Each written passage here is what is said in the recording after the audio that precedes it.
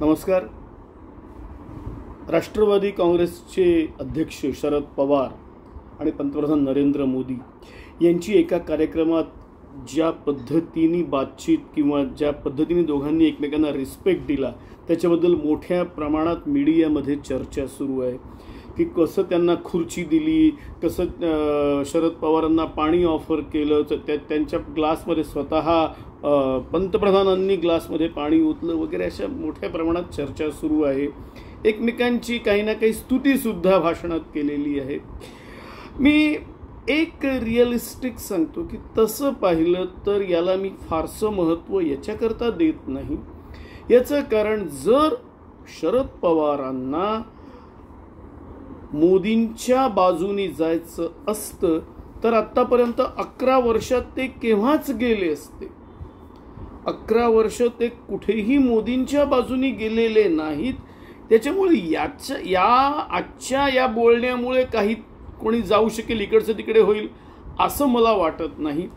दुसरं आणि माझ्या दृष्टीने सर्वात महत्त्वाचं की खरं तर सोनिया गांधी या इटालियन आहेत हा मुद्दा जो भाजपच्या पथ्यावर पडला तो पहिल्यांदा काढला होता एक शरद पवारांनी.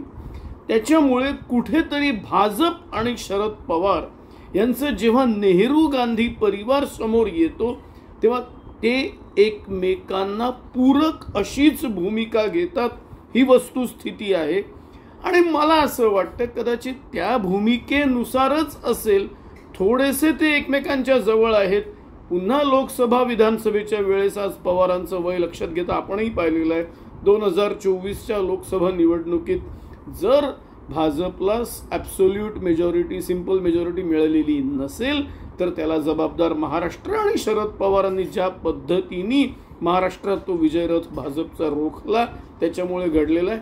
त्याच्यामुळे या एकमेकांना ज्या पद्धतीने रिस्पेक्ट दिला तो रिस्पेक्ट तसाच आहे जसा एक राजकारणी दुसऱ्या राजकारण्याला देतो. पण त्याचबरोबर मी नरेंद्र मोदींना अगदी जवळून पाहिलेलं आहे, त्यांच्या प्रेस कॉन्फरन्सेस अटेंड केलेल्या आहेत आणि म्हणून तुम्हाला खात्रीपूर्वक सांगतो जर एखादी व्यक्ती ही नरेंद्र मोदींच्या नजरेतून उतरलेली असेल किंवा ती त्यांच्या गुडबुक्समध्ये नसेल तर ती व्यक्ती समोरून गेली तरी सुद्धा ते नमस्कार करत नाहीत, त्या व्यक्तीकडे पाहत सुद्धा नाहीत. त्या व्यक्तीने समजा कधी अपॉइंटमेंट मागितली तर मिळत नाही. संजय जोशी भाजपचे माजी जनरल सेक्रेटरी हे त्या प्रकारच्या एका मोदींच्या तथाकथित ब्लॅकलिस्टमध्ये असलेले एक नेते आहेत की ज्यांची कधीही भेट होऊ शकलेली नाही किंवा ते बोलणारही नाहीत एकमेकांशी. त्याच्यामुळे असं म्हणणं योग्य नाही की जणू काही मोदी सर्वांशीच चांगले वागतात. मोदींची स्वतःची एक यादी आहे जिथे ते बोलतात आणि त्या यादीमध्ये जसं मी सांगितलं की नेहरू गांधी घराण्याला विरोध हा जो काही भाजपचा ट्रम्प कार्ड आहे त्याला एक प्रकारे पूरक मदत करण्याचं काम जेव्हा शरद पवार करतात आणि म्हणून ही खिडकी नेहमी एकमेकांच्या करता उघडी असते. अदरवाईज एनसीपी म्हणजे नॅशनलिस्ट करप्ट पार्टी म्हणणाऱ्या पंतप्रधानांची एवढी जवळीक शरद पवार दाखवतील. त्याच्यामुळे एकमेकांना जिथे फायदेशीर आहे तेवढ्या पुरतं फक्त संबंध ठेवायचे, या पलीकडे या घटनेला महत्त्व देऊ नये असं मला वाटतं. आपण आपली मतं द्या. धन्यवाद.